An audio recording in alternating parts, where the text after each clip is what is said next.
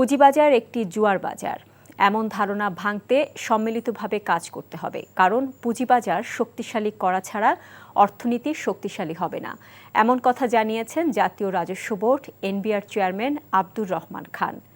দুপুরে রাজধানীর পল্টনের একটি হোটেলে পুঁজিবাজার বিষয়ক সাংবাদিকদের সংগঠন সিএমজিএফ আয়োজিত সেমিনারে তিনি বলেন, আগামী কয়েক বছর টানা ডিভিডেন্ড দিতে পারবে না এমন কোম্পানিকে তালিকাভুক্তির বাইরে রাখতে হবে। সেমিনারে পুঁজিবাজার নিয়ন্ত্রক সংস্থা বিএসইসির চেয়ারম্যান খন্দকার রাশেদ মাকসুদ জানান, যেসব কোম্পানির বড় ও বিনিয়োগে জনগণের আগ্রহ আছে তাদের পুঁজিবাজারে আনতে আইন করা হচ্ছে।